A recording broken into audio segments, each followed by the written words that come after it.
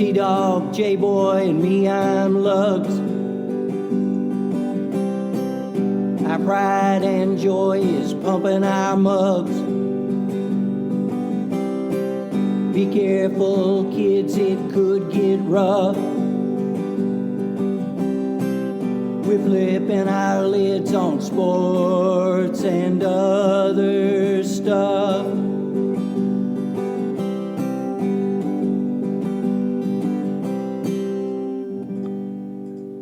Welcome to Sport Weasel Central. I'm Lugs. I'm J-Boy. I'm Chester Cheeto. No, I'm joking, T-Dog.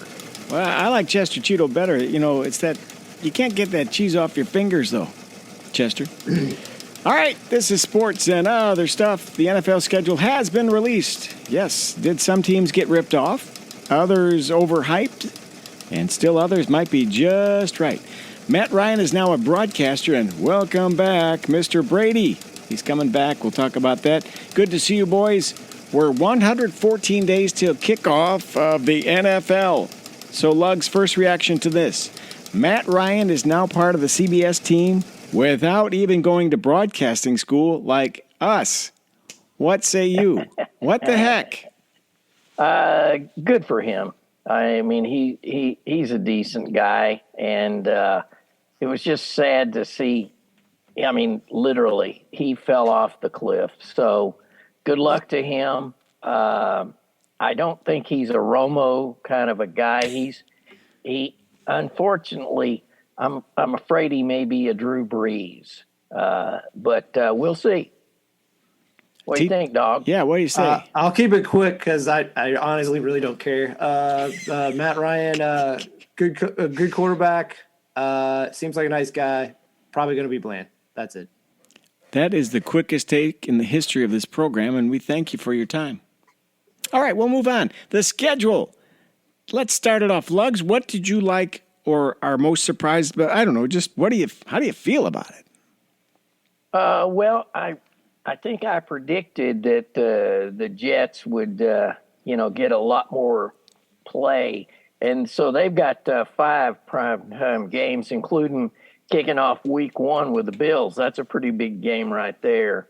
I would say, Aaron Rodgers, if nothing else, he was worth the money to them to get him on TV, because the last time Jets had 5 primetime games, never. Even in the Joe Namath era. So, of course, it wasn't prime time then. It was just dime time. But so anyway, that was my initial take. And I would say that the NFL gave a break to the rookies. Bryce Young, C.J. Stroud, Anthony Richardson, they're going to be playing a lot of teams that aren't playoff teams right out of the box, so they don't have a whole lot of pressure on them. So those are my 2 sort of initial takes. Wow. T-Dog, your thoughts on the schedule so far, what you know? I think my favorite thing is always to look at who gets the most, and just telling you like where the NFL itself feels you are kind of positioned in terms of mattering in the 2023 season. Now, obviously, it doesn't pan out and they can flex out of these games, but, the king of the mountain tier, you have the Cowboys, Chiefs, Bills, Chargers is the only one that's very weird. The Chargers got 6. I really think it has to do with the city and the new stadium. That's the main reason. You think why. they're trying to draw eyeballs in L.A. for the Chargers? I think it's just because it's in L.A. Some of those broadcasters are in L.A. I'm pretty sure NFL's networks, their new headquarters is right next to, if not resides in SoFi. Correct. You're right. That's true. So I think that was a big part of it. And also just the Rams are not going to be good this year. I mean, I doubt they are. So like they needed to kind of ramp it up. And like I said, even though I've been very pro Chargers, it seems very bizarre to me that they're in the same categories of Cowboys, Chiefs, and Bills. And then just the brand names who have 5. You have the Eagles, who went to the Super Bowl last year and possibly are more talented this year. You have the 49ers, who will still be one of the top 3 teams in the NFC. The Giants, I get because they're in New York. The Packers, I guess there's just intrigue over them. And the Vikings, which I found kind of fascinating, they got 5. They have a fun offense. They do have a decent fan base, so I understand why maybe that, and kind of like what Lugs already said, Rodgers just gave the Jets juice. And the other one that seems like the Chargers of this tier is Vegas. Look, I know they lost a lot of close games last year, but it feels just very bizarre they're in this situation. So I think 3 of those games are in Vegas, so I think it's just mainly because of that. And then the elevator tier, you have the Lions, who obviously got momentum coming out of 2022-23 season into this year. Bears are looking to make the leap with Justin Fields. Pats finally have an OC. The Bengals have one of the top 3 quarterbacks in the league. Ravens offense should be better with Lamar back and Monken. And Steelers are one of the big brand names, and they have Pickett in year 2.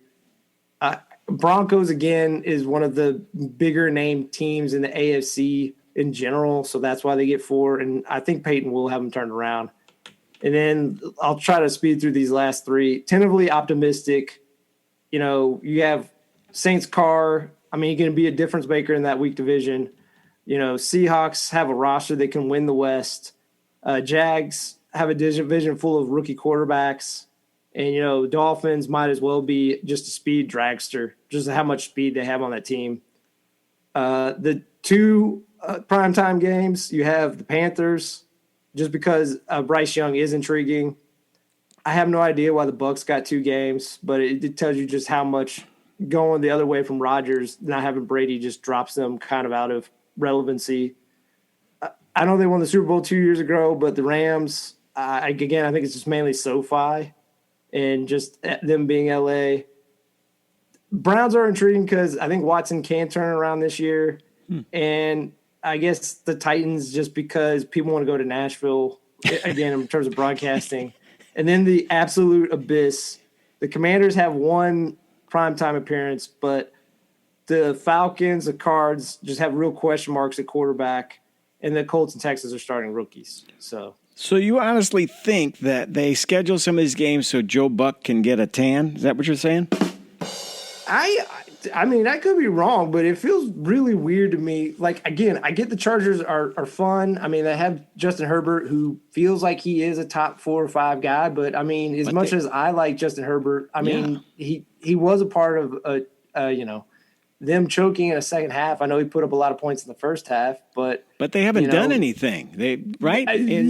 J-Boy, I agree with you. How many decades? Why I find it weird they're getting. And also, here's the other thing: when we're talking about imprints, like I know as much as Lugs maybe goes off on Kirk Cousins, like people care about the Vikings. I don't know of a fan base that exists really for the Chargers. I don't know if I've ever met a Chargers fan. So. Lugs, you a Chargers fan, man? Did you back in the day wear the lightning bolt on your helmet? Paint one on just for fun? No. I have lightning bolts on my shoes. No helmet though. So I was swift. I did have a question. You mentioned somebody mentioned the Jets are haven't had games like this since the Namath days. Was that like Chris Schenkel, Kurt Gowdy, or Lindsey Nelson, maybe calling those? I would say Pat Summerall and Tom Brookshire. Maybe. Yes. But at that point, 69, I don't think ABC had football, so it would have been NBC. So that would have been, Grote. Was his name Grote? The old quarterback from San Francisco. Yeah. Yeah. No, John. We'll get to that. A name from the past. John Brody. Hit me. Al DeRogatis. Yeah, that could be. So anyway. All right, I do want to throw this at you boys. Robert Kraft has invited Tom Brady, the greatest player of all time, to play the game, is what he said, to their home opener. On the secondary market, gentlemen, Patriots-Eagles home opener at New England. Tickets are currently sitting at $807. Would you do it? Oh, no. I got no interest. Isn't that crazy? T-Dog. No. Well, also because, I mean, I'm glad they have Bill O'Brien. I'm glad they don't have a defensive coordinator calling offensive plays anymore, but they're going to get shellacked, Right. I think. So, I don't know. It feels very bizarre. Like, you would, to be fair to Robert Kraft, when you look at, like, how bad, like, we've kind of talked about it in general in the draft, and we'll probably talk about it after this. The AFC is so loaded. I don't know where the quote-unquote homecoming game is in the schedule, to be fair. I don't know if that team even exists on the Patriots' home schedule. But it feels very bizarre to do it with the Eagles. I will say that. And then also this little tidbit, and then we'll move on. Second highest price ticket in the secondary market, as it stands right now, is October 8th, Dallas at San Francisco. Lugs, you can snatch those up for $500 apiece. Guys, what's happening? What's happening to this league? I got to go back just one moment because we kind of glossed over the lead on the Tom Brady deal. He and Kim Kardashian. Seriously? My goodness. Okay. Did I miss that? Did I miss that headline? Oh, it's supposed to be a thing. Who knows? As far as Dallas, San Francisco, I have an interest in Dallas, of course.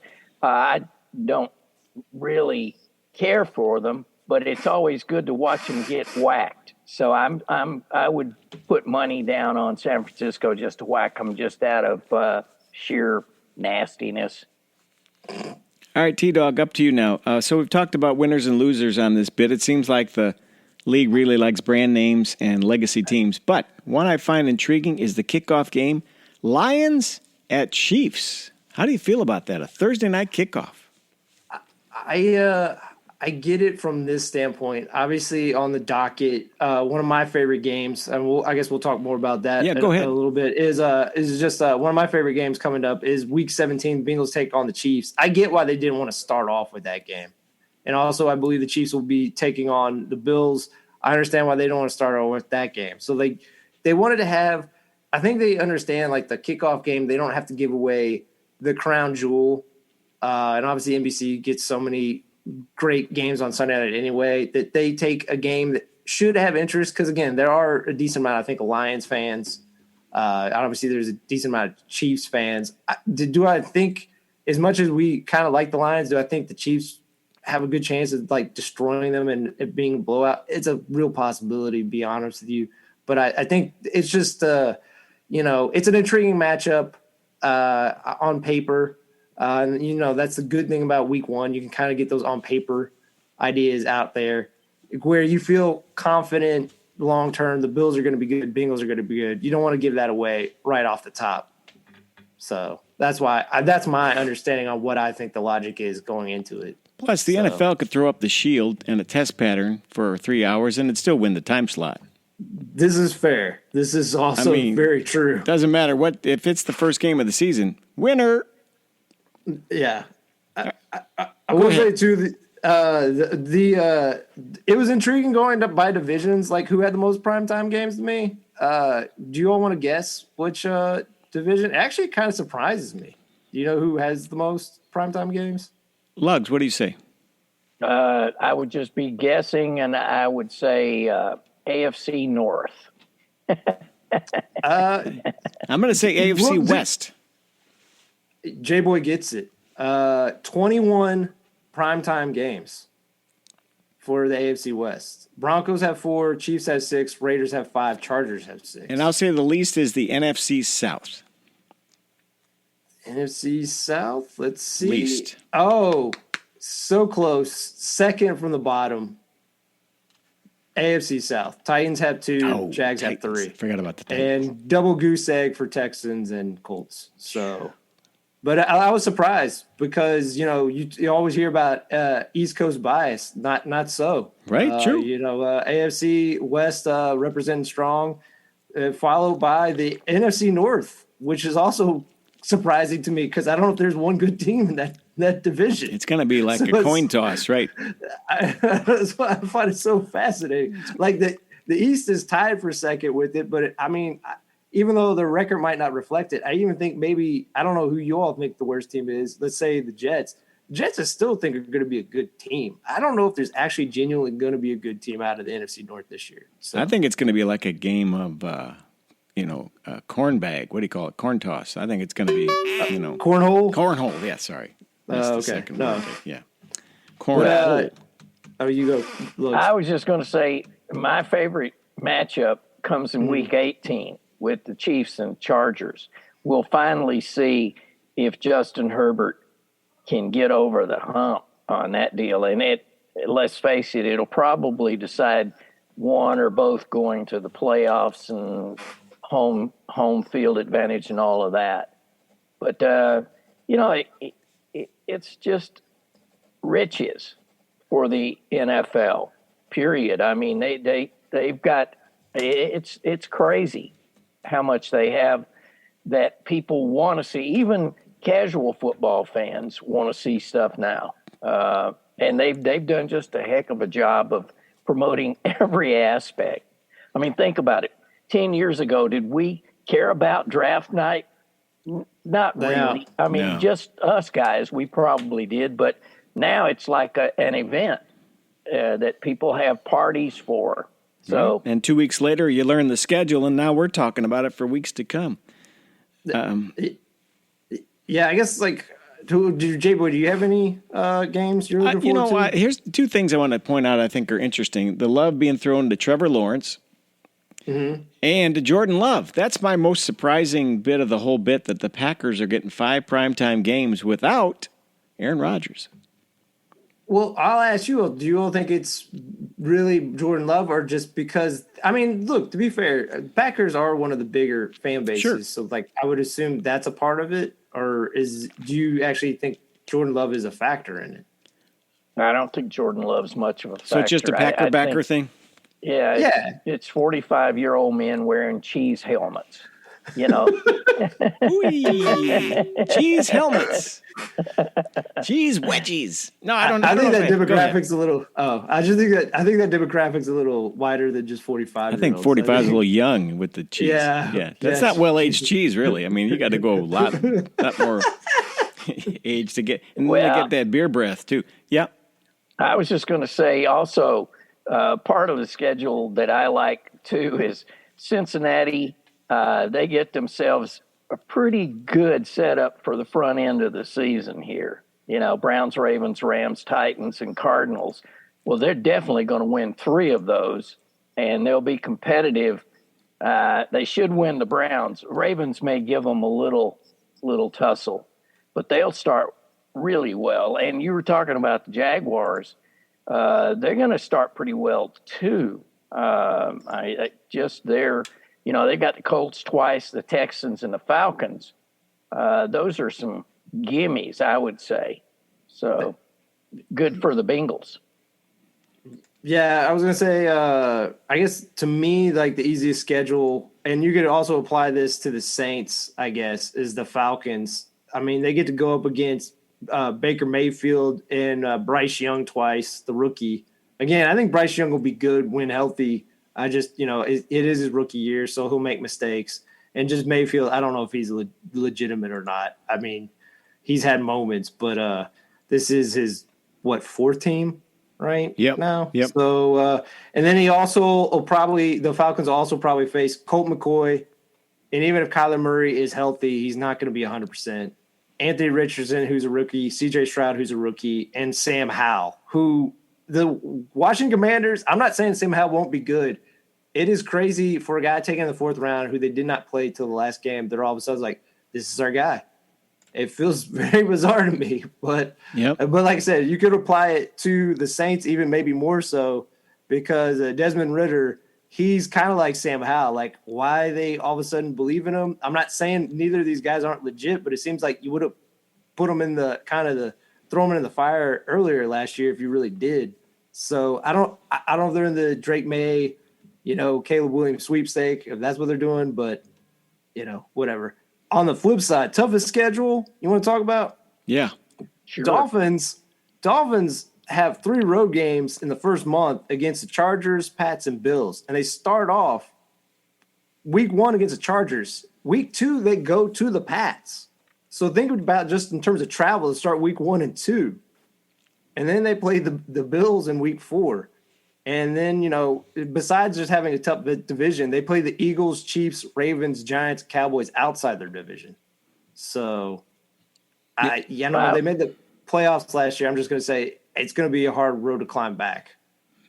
Yep. I was just going to say the Giants didn't get any love, really, because they've got Dallas, Arizona, San Francisco, Seattle, Miami, Buffalo. I mean, other than the Arizona and maybe the Seattle game, I don't see them taking home the prize in any of the rest of those games start the season off. Yeah, piggybacking on what you're saying, 7 of their first 11 games are on the road against those teams. That's a lot. That's more than half the season, And I think the other team that got jammed up a little bit is going to be the Vikings. After their Week 13 bye, they have to play the Raiders, Bengals, Lions, Packers, and Lions again. That's a long haul to finish up the season. So basically you're saying Vikings better start hot. They better, because they'll need those first 8 wins, man, because I think they're going to lose like 5 in a row there. Yeah, they better do something. Better win those close games this next year. Yeah. I think, I guess kind of going back a little bit, my favorite games besides the Week 17 Bengals versus Chiefs, because kind of like what Lug said, the Chiefs, I mean, not surprising they won the Super Bowl. Like, they have so many, like, just fun games. So I just want to just keep it the Bengals-Chiefs for a Chiefs game. The other one, I don't know why I find intriguing, because I guess I like Herbert, and also I want to see Justin Fields make the leap. I don't know if it'll happen, but Week 8, the Bears play the Chargers. So I'm kind of juiced for that one. And then I'll be honest with you, I think these teams are so good that even though these games happen twice a year, I'm really excited to see this Todd Monken offense with Lamar, with probably his best wide receiver core, go against the Steelers, who had a great draft. I think Luggs was really high on their draft. And I agree with him. Like, I just think the Steelers are going to be really fascinating to watch. 49ers, I don't know who's going to be starting at quarterback, but them versus the Seahawks with Jason Smith-Njigba, on offense, and Witherspoon at corner. Like, he plays like a man with his hair on fire, like just smashing people on defense. Like, that game's going to be fun. And then just Eagles-Cowboys. I mean, I'm not a Cowboys fan, but they have a fun brand of football that they're playing right now, and the Eagles are just full of talent upon talent upon talent. So, yep. I'm excited to see a couple of quarterbacks in new positions, one being Rodgers, shall I admit it, in New York. I can't wait to see what that looks like, especially when he's out there, just in the New York media. And then I want to see Jordan Love. All the hype. This will be his 4th year, right? He just finished up his 3-year deal. Yes. So beginning of his 4th year, and he's really only played 1 full game and taken a few more snaps than that. Let's see how that works out. Just want to see what that looks like. So those are. And I thought it was interesting they didn't give him any bonus money. They're taking that wait and see attitude as well. Yeah. So actually, you'll kind of bring up an interesting dilemma so they've watched him for 3 years. From the way they restructured this contract for this year and going into his next year, they didn't give him the 5th option. They essentially structured it for he had more money to get this year, but also on the back end, it gives them flexibility to kind of bounce out if he kind of flames out this year. So how do you, from the way they structured a contract, so since they've seen him for 3 years, like you said, Jay Boy, we've only seen him for 1 game. Unfortunately, when he started was when the pandemic was probably at its height. So he missed preseason, and I think he got injured maybe in 1 preseason. So, again, we haven't seen a lot of him. What do you think by the way they structured that contract, they're telling us what they feel about him? I mean, I'm thinking this. They know the crop of quarterbacks that's coming out in 23, 24. Okay. And they can kind of say, well, hey, we'll give this kid 16 games, 17 games, and if it's not working out, we'll go to the draft. I don't know. That's my first thought when you say that. No, I think you're right, though. I think that. Do you feel that way, Luggs, or do you think Do you Yeah, think they like him, really like him, or are they? no, kind of, I okay. don't. I don't. Because if you did, you'd give him the money. Yeah. It's one of those things. I mean, he looked good in that one game. Yeah. But we all can look good for that moment in time. That first time But, on the runway. yeah, consistently. That's what I don't blame. Because let's be honest, the Green Bay folks have been through the ringer the past like 5 years easily with Rodgers and all of that craziness. And I think that they just want somebody that they can say, shut up, don't talk that nonsense to for a while. But do they have the patience to deal with it, guys? That's what I wonder. How much time do they give him as a fan base? One season. I mean, can you if hear he the doesn't do boos it- already?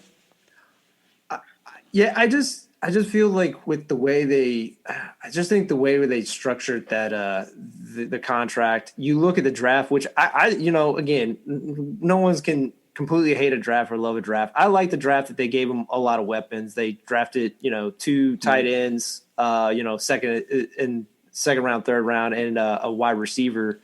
And to go with Christian Watson, to go with Romeo Dobbs, like they have some really good, intriguing pieces on offense. I think LaFleur. I know Luggs doesn't believe him. I think LaFleur is a good coach. Obviously, I think their defense has been the main thing that's really kind of let them down. Besides Rodgers playing way too conservative in the playoffs the last few years, I think those have been the problem spots. I think the offense, for the most part, has worked well, and I think what they didn't have last year was intriguing skill position players. I think they've added that. They're going to be green, but I think they're at least got some juice to them. But yeah, I think kind of like what J-Boy did. I think they're setting up some interesting pieces around him. If he can't fly, they'll go with one of those top 2 guys, Quentin Ewers, maybe Melton, like in the next year's draft. That's what happens. So, Luggs, here's your chance now to get a little dig on Matt LaFleur. Ready? Go. Well, I will give him one thing. Yeah. He put up with Rodgers. And I guess you're right. that to me is a plus for him. I just don't know. I'm a little questionable about his offensive acumen. So again, I think it's a real test run for both he and Love this season. They have to do something. I mean, because they've got running backs, they've got receivers, they've got a good offensive line, and they've improved their defense. It's not going to be top caliber yet, but they've improved. So they got to, if they don't make the playoffs, it's like the cheeseheads are going to fondue out, Thank you, Mr. Know-It-All. Thank you, Mr. Know-It-All. Hey, good job, Luggs. You used the word of the day, acumen, the ability to make good judgments and quick decisions, particularly in a particular domain. Domain? What? Domain. I have a domain. Do you have a domain? What the heck? Anyway, acumen, word of the day. All right. Hey, let's do a little sportsy yesteryear. You ready for that? All right. Yeah. Give me just one quick moment. Oh, wow. He's flipping through the Rolodex to see if he can find Aaron Rodgers. I have to. All right. You ready? Take it away. Go. Yes. All right. Sports of yesteryear for this edition. 1914. American Horseshoe Pitchers Association organizes in Kansas City. Did not know there was such a thing, but there you are. 1941. First U.S. radio performance of Robert Russell Bennett's Symphony in D for the Dodgers. 1954. Ted Williams gets 8 hits in his first game back since breaking his collarbone. It's pretty amazing. 1975, Muhammad Ali TKOs Ron Lyle in 11 rounds for the heavyweight boxing title. And finally, 1985, Michael Jordan named NBA Rookie of the Year. Yes, folks, that's it for this edition of Sports of Yesteryear. Thank you, Luggs. What was that horseshoe thing? What was that? The American Horseshoe Pitchers Association. I guess in 1914, horseshoe competition was big doings. I'm not sure. They didn't have all the things we have now. So throwing a horseshoe at a post, hey. Kirk Gowdy probably called that one too. Yeah. You know. I think Joe Biden was in that first system there. Woo! Yeah, he probably was, man. Okay. Politics aside. All right, here we go. This is not politics and other stuff. It's 30 past the hour, and this is sports and other stuff. All right, let's hit some more of that. Highlights of the schedule. Anything else on the docket? I think not for me. Go ahead, man. I think just the last thing I want to talk about in terms of schedule. Did you all watch any of the schedule releases by the teams individually? I saw a couple online. Yeah, I saw some of the highlights. It was pretty interesting. Do you all have a top one that you all liked, or? Oh, not right off. I don't. I'm going to go with the one the Bears did. A takeoff on that show called The Bear, the diner. They stomped on the Vikings meal ticket. They kicked Vikings fans out of the restaurant. It was actually pretty well done, and they had that guy, former Bear, now comedian / host, Spice Adams. Yeah. And he's pretty funny. He's pretty funny. So I give him A for effort, about a B on the overall, performance. Yeah. Oh, I think it was one of the top three. I think the one of the top ones, again, I know they went with the same thing they did kind of last year. The Chargers one was great with the anime, because if you really slow down and stop all the burns they put on teams, like with the Bears, it was Rebuild a Bear, where they had wow. just bears with their numbers on it, and it had the Smoking Jay Cutler, and it said Sexy Rexy, and it has a quote next to it. It's like, I went to the Super Bowl. And the one when they get to the week they go to the Lions, they have all these fast cuts and hyper music, and then the music stops and it just has a bunch of text on it. It's like, if you have a gambling problem, these are numbers to call, because all those players got suspended for the Lions before the beginning of the season. With when they play the Jets, they have a dig on Zach Wilson and his love of older women. It's just it was just really well done. But to go from the beginning, my favorite one that was very lo-fi and was great was the Titans. If you haven't seen it, the Titans one is amazing, where they just have random fans, or not fans, it's people on the boardwalk in Nashville who or Broadway. They don't know what is going on. They ask them who this team is, and the first one they say is St. Louis Rams, and it plays the music, and it shows the Saints off the top for week one. Wow. And they show the Jaguars, and the guy goes Chester Cheeto. Wow. and for the Steelers, the lady goes 49ers, 69ers, stars, and it actually puts it in quotes like exclamation point or question marks after those names. And it's like week 8, and it's just great. On the flip side, I will say, and this is the main reason I dislike the Cowboys, is arrogance. Just mainly because of Jerry Jones, because it's about it's got Taylor Sheridan, who does Yellowstone, who a lot of shows and projects are about cowboys. He's auditioning people to see if they're real cowboys or not. And he's saying next, he's saying a lot of them aren't. And then Jerry Jones comes in, does a spiel, and Taylor Sheridan acts like he's oh my God, this is the one. This is a true cowboy. You're like, good God, Jerry Jones. This is why you're never going to win another Super Bowl. It's everything has to be about you. And it's you don't matter. I don't know. It's just baffling. So. All right. Lugs, anything else from you? You mean on NFL? No, I was just NBA. I thought Go. We could touch on a little bit.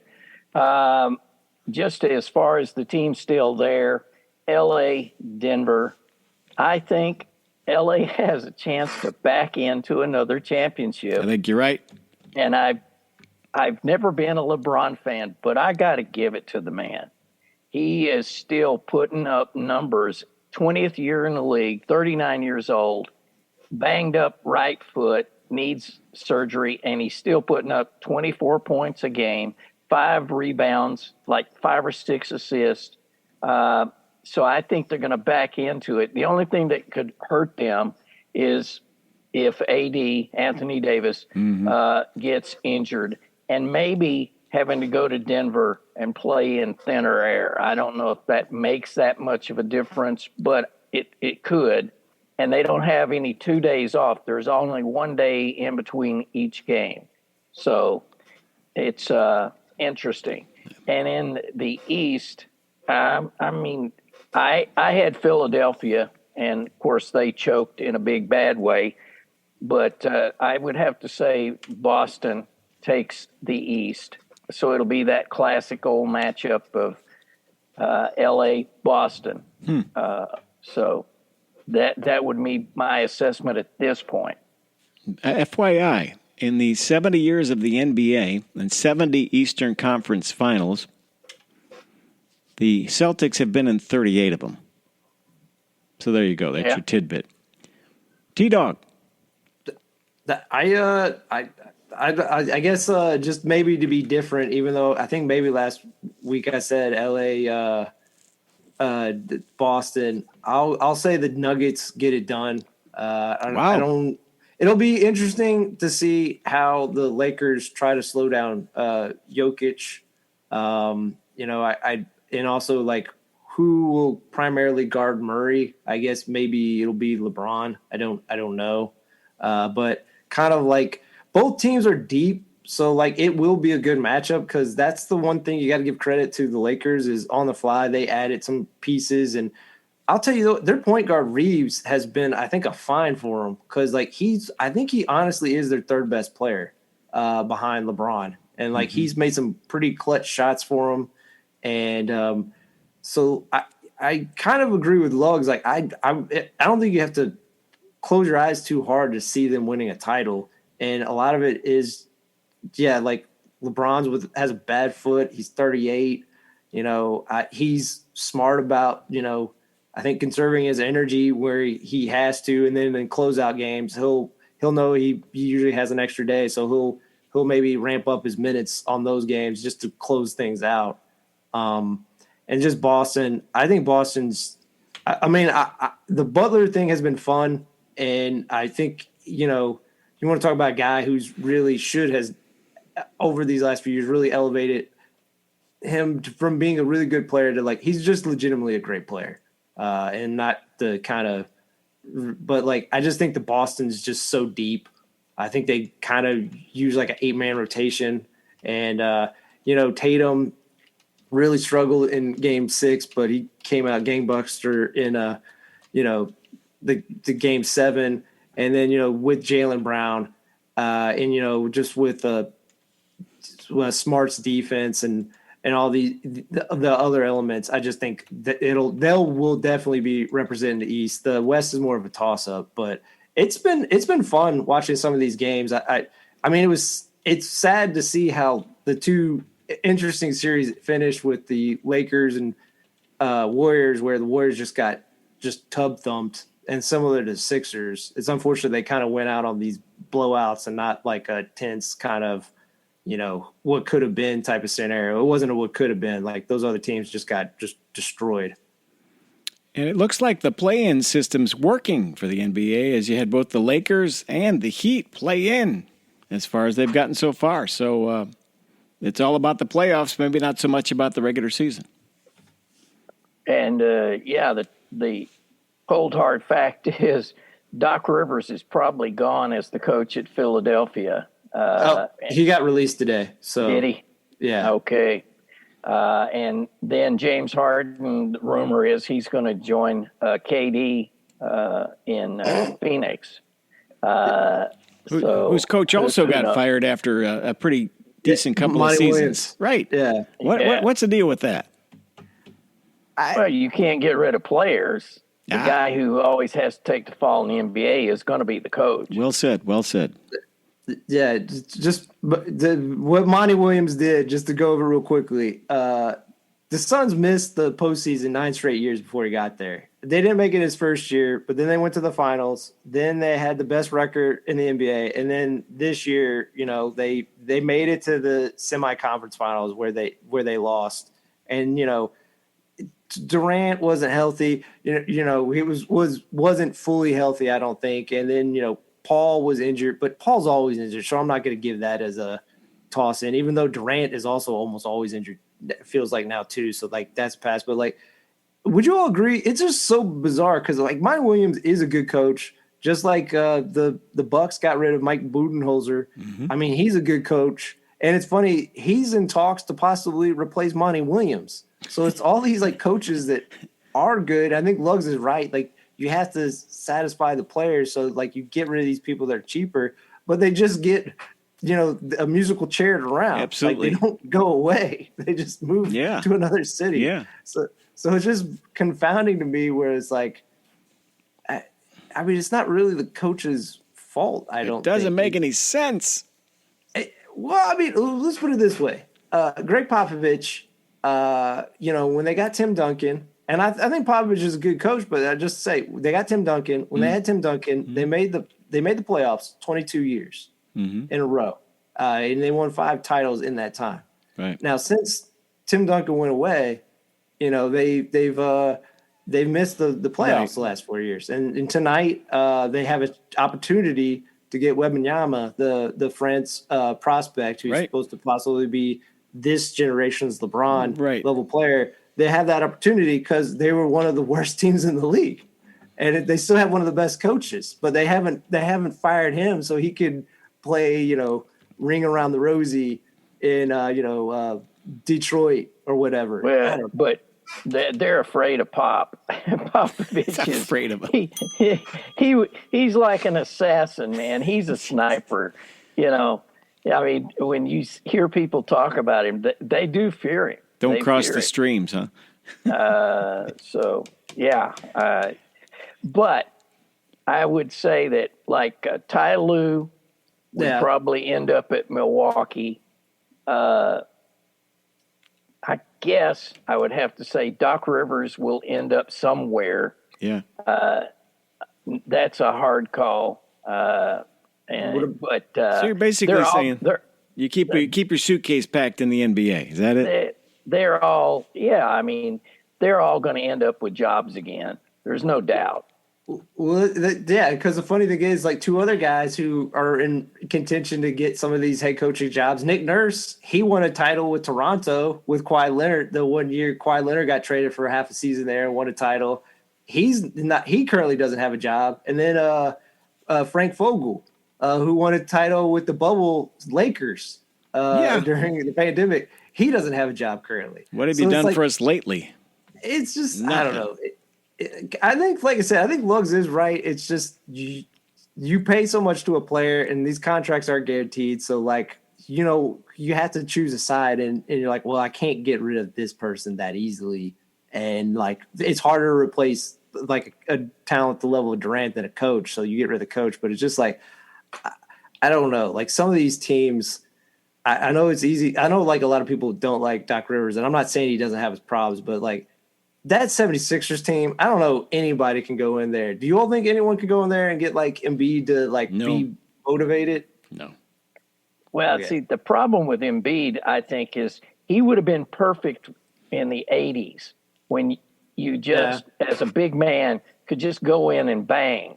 Now you need to be like Anthony Davis. Finesse. You need to be able to play out beyond the perimeter. I mean, you've got to do some more things. And Embiid, I mean, you noticed in that last game, anytime he touched the ball, everybody else on the Philadelphia team just stood there because they knew he's going to try to make a play. He doesn't pass the ball. Yeah. That's the one thing I got to give Jokovic.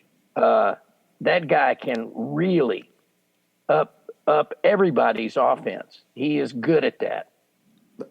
Yeah, and that they just have some interesting pieces again, like the Lakers team. They have some interesting pieces beyond he and Murray. Porter, I think, is a really interesting player. Was it Pope, Caldwell Pope? is Yeah. like a really kind of fun player, and Brown, kind of their kind of off the bench player. Like they have some really intriguing pieces on their team, so like that's why you kind of root for. I don't know. All four of these teams are actually pretty interesting to watch. So Well, I hope it Yeah, brings some and numbers, you know? I was just going to say that our man Dan Issel announced on the radio that he would be taking names and kicking butt if they don't get there. So that's one more thing. They haven't been there actually since that maybe Issel was the last time the Nuggets were in the finals, Wow. and that's 25 years ago, at Yeah, least at 30 least. years Yeah, probably. He's an old bird, right? All right, fellas, what else do you have on your mind tonight? Anything else? I guess like the last thing, just Yep. in terms of the NBA, and then I'll let you all decide if you want to. The Warriors. So, do you think they should break up the nucleus of what was the four titles? Or, I mean, Curry's definitely not going anywhere. But do you try to trade out Thompson, or, I think Green has a player option to decide to pick up. But do you try to move Green? I think you move Wiggins. Okay. I think because he didn't show up and then he missed 33 games for whatever reason.